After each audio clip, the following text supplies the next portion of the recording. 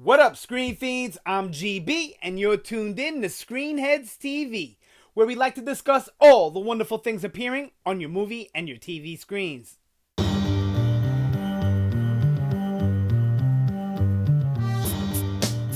In this episode, I'm going to give my review of Better Call Saul Season 3, Episode 4, titled Sabrosito.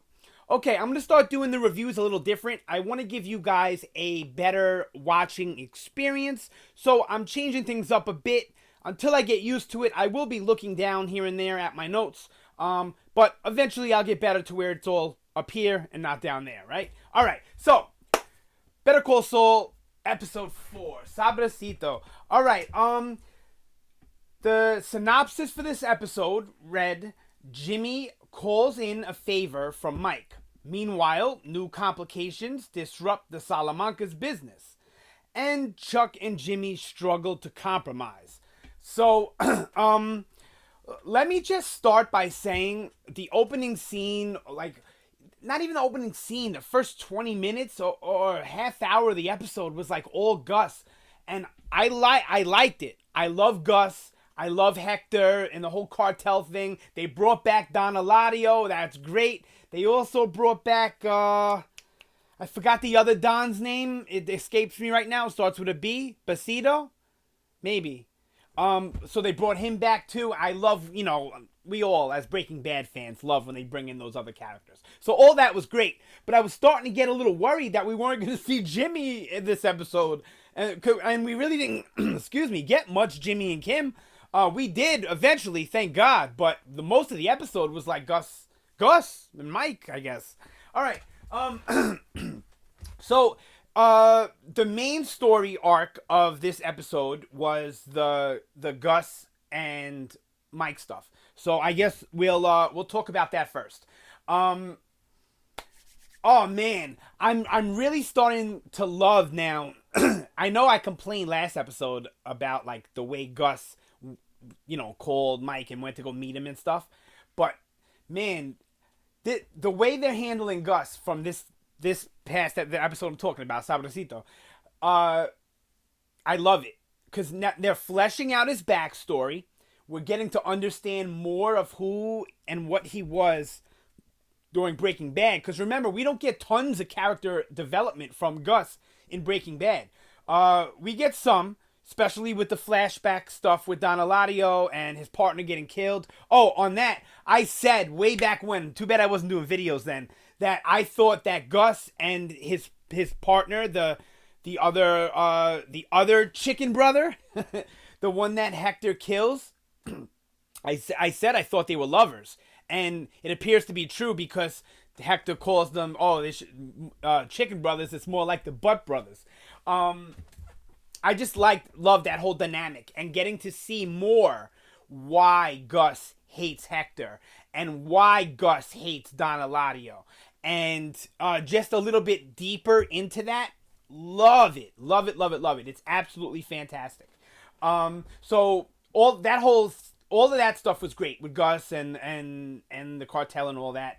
And then we had Mike, who turns down money. I guess Gus is trying to keep him on payroll and just keep making these money drops. So in case he needs Mike again, he has him. But Mike's like, I don't want to, I'm not trying to work for you. I did my job and that's it. You know what I mean? You paid me. That's it. We're done. It didn't look like Gus liked to hear that. And we know it's not going to end there. And it actually seems like in that scene, they kind of came to an understanding that Mike is going to work for Gus. I can't wait till they flesh that out more. That's going to be great. And I love those scenes of Mike in the booth, the toll booth thing. He just looks so miserable. And Jonathan Banks, I always talk about the acting on this show and the writing, but Jonathan Banks is just so good at just looking like a pissed off old man. And it gives more depth to why he was the way he was in Breaking Bad. I love it. Love it, love it, love it. This show is amazing. Okay. Then we had so then we had Jimmy hires Mike. We all knew that when not when Kim cancels the call. I'm not saying I knew. When Kim cancels the serviceman that was going to Chuck originally. But when Kim asks Jimmy, do you have somebody for this? Of course, I think collectively, every single Breaking Bad fan across the country was all thinking, Mike. And that's great. It's amazing when a show can be like that. I know that a lot of you guys out there were thinking just like me, if not all of you guys. I definitely want to hear you guys sound off down below about that one. All right, so and then amazing Mike with the drill. This show is so well crafted and written that every moment, even the small ones, even the ones that may not seem important or maybe are important, but just, don't appear to be at the moment, they're just so well written and crafted that it's all enjoyable. This world feels real, and I love it. All right, enough about that. All right, so so then that's what we had with Mike basically, and him talking to his daughter-in-law, and you see the joy in his face by how happy she is on the new move to the better neighborhood with the nicer house, and it makes Mike feel like it's all worth it. And it, like I said again, and I'm gonna keep saying this more and more, it gives so much more depth to his character in Breaking Bad and why he was doing the things he was doing, and why he was like, all right, I'm done. When Walt wanted to keep going and Mike was like, nope, we're done. You understand it better because there's nothing. He's done enough now for Kaylee and her mom, right? And now things are getting too hot to where he may not get to enjoy his granddaughter for the rest of his life. So let's just be out. And this just all fleshes out Breaking Bad so much more. I absolutely can't wait to when this show is done. Not that I want it to be over, but when this show is done, which will probably be season 5, I can't wait till I get to watch all of Better Call Saul leading into all of Breaking Bad. I can't wait. All right. And then finally we have Jimmy and Kim. There wasn't much of them this episode, and we'll also throw in, Chuck and Howard in this. Chuck was funny in the Mike storyline, with the drilling the door and all that. But other than that, there's really not much else we can talk about with Chuck outside of what happens with Jimmy. Michael McKean is such a good comedic actor. In this show, you forget it because he's so good at the dramatic part and the serious part of Chuck. You forget that he comes from comedic roots, Michael McKean. But then you get an episode like yesterday where he's able to kind of play with those comedic beats that he has, and I'm sure loves so much. Love to see that. Sorry, let me move forward. Jimmy and Kim. Okay, so oh man, so I was right when I was saying last episode that they had Jimmy at least had a plan cooking, and it surprises me though that Kim is like hopping on board. But I guess it's because they're not doing anything illegal. They're doing it the legal route, I think. Maybe it's a little unethical, but it still surprises me that Kim jumped on board. I love what they're doing with her character.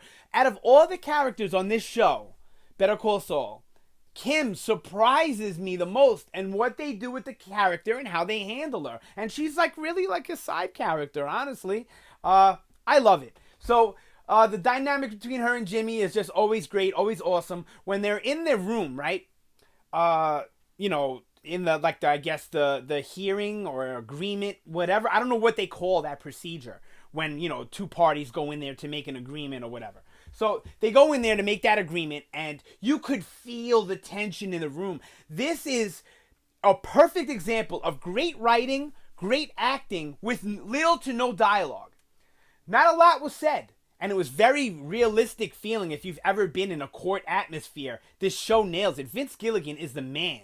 When it comes to getting things to feel real and feel lived in and make you a part of it, Vince Gilligan is the man.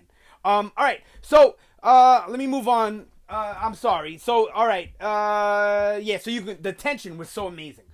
So then we have that scene, and it appears that Jimmy's making the deal, and I'm like, what? I'm like, no, I was totally wrong. And I am wrong that I thought he was never going to take the deal. But he's obviously taking the deal. But they're cooking up something else. Oh, man, with Mike going in there, and then sending Kim to milk Chuck for information was brilliant, and it was brilliantly done. Excuse me, and Jimmy knew how to play Chuck. Love it, love it, love it. All right, yeah. So that was it for the basis of the episode, and then they walk out the door in the sunset. Perfect way to end not the sunset, but the sunlight. Perfect way to end the episode. And it just makes you want to watch that next episode so bad, doesn't it? I can't wait to just get the wheels turning this week for next week's episode of Better Call Saul. But there's so much good TV to think about. It's like I don't have enough time in the day.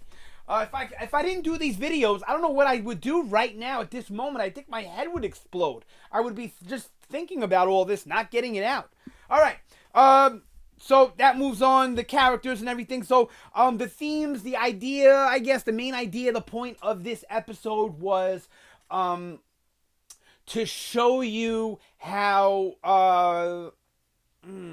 I guess, on Gus's end, it was really all about having to, even on both ends, here it goes, on both ends, because on Jimmy's end too, it's about sucking it up and not doing what you really want to do and what you really feel like doing, right? Being like held back. So having to suck it up for the greater goal, for the longer run, right? So Gus is sucking it up with Hector so that eventually he can get his revenge. But right now he's still building his organization, right? And all that. And we don't know if the killing of the partner happened yet. I think it did. But I would imagine it did, because now they're making a deal and everything. So they already killed his partner, so you know that that's there. And then on Jimmy's side, it's Jimmy sucking up what he really wants to do, not take the deal, give Chuck the finger, say screw you and go to trial. Him sucking it up to play it smarter, just like Gus is doing, to win in the long run and to really see the goal down the end. Amazing. Love the show. So the meaning of the title, Sabrosito, like I said in the predictions, it's about someone who has ambition. So you see Gus with ambition, and that's why he's sucking back his feelings to kill and murder everyone, because of his ambition and his goals. And then you see Jimmy with his ambition to go legit and end himself of this Chuck thing and get back at Chuck, which is an ambitious move, because Chuck and Howard are high-profile lawyers. Jimmy and Kim are not. So, there you go there. And then they even threw in an obvious title with the little ice cream man that Don Eladio didn't seem so thrilled about, right? Sabrosito, gordito. I love it, dude. And I love how they do those whole scenes in, not that I speak Spanish, I really don't. I pick up really well. I speak tiny bits and fragments, right? But I love how they can do those whole scenes in I hate subtitles. They could do those whole scene in subtitles, and I don't even notice that I'm reading subtitles. Okay. Let me move down. Sorry. The production standouts, always the same. Never any missteps as far as the acting, cinematography, the writing. It's all on point. The directing, never a complaint. My favorite moment of the entire episode, I'm going to say, is that final courtroom scene. This was a tough one to pick because I love this scene with Mike. And the drilling. I love this scene with Don Eladio. I love this scene at all the stuff at El Pollo Hermanos. I love all that stuff. But my favorite scene would be that end scene with Jimmy and Kim and Chuck and Howard and the mediator all at the table. The way it was handled is what made it my favorite scene. All right. My least favorite thing about the episode was so little Jimmy. In the episode. That was my only complaint. And, it's a small one because what do we get to compensate for that? We got a lot of Gus. And you can't complain when you get a lot of Gus in the cartel and Hector. They're always fun. Another great moment, was Hector wiping his shit on his poop. Sorry, YouTube. Please don't mess with me. Please. I didn't mean it. taking the dog crap off his shoe on the desk. Love that. I'm actually gonna give my episode standout to the guy that plays Hector Salamanca, which, oh man, this is killing me. His name is killing me. Oh my gosh, how do I not know his name? Oh shoot. All right, so but he is definitely my standout, not just because of the poop thing, but because the way he acts it's just so terrifying. And even when you could tell he's kind of scared of Don Eladio in a way, like he doesn't want to he doesn't want to step on Don Eladio because Don Eladio will he'll kill him. You know what I mean? Or have him killed at the very least. So, you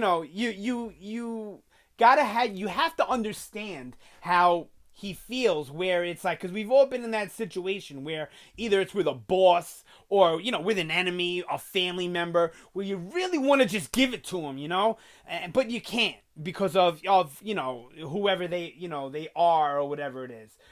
Mark Margolis, sorry about that. I'm so sorry, Mark Margolis. You are a fantastic actor. Everybody has a brain fart now and again, and it slipped my mind. I am so sorry.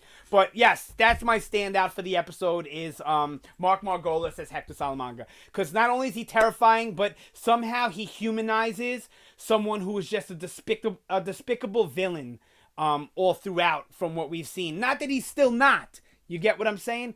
Fantastic portrayal. Okay, and my rating. All right, so out of 5, this episode, I'm going to give a 4.5 out of 5, just because, this was a no action episode, and there was really no Jimmy. So that loses some points for me, too, because I watched this show for Jimmy. Do I love the cartel, the criminal element? Do I love Mike? Yes. Do I want to see them and their story and learn more about them? Absolutely. Am I complaining about more of them? Absolutely not. I just love Jimmy. And that's what got me excited about this show with Saul. And to have, when we have an episode, there hasn't been many, without that much Saul, it, you notice it. Yep, so that's it. 4.5 out of 5. Yeah. You guys, that's it for this video. So sound off down below. Let me know what you thought about Better Call Saul Season 3, Episode 4. Let me know about my new format. I know the video's a little bit longer than normal, but I feel like I'm less scatterbrained and I'm more organized in my thinking. Hopefully, the better I get, the quicker I can make it go. Thank you so much for tuning in. I definitely appreciate it. As always, I hope you enjoyed the video. You guys have a great day. And don't forget, if you did like it, like, share, subscribe. It helps out the channel, helps out my self-esteem, so I know that what I'm doing is being appreciated by the people who are watching it. Yep, even if you dislike, at least it's engagement, and I know I gotta correct some things. All right, you guys have a great day. I mean it this time. Thanks again for watching. I will see you next time. Where's that?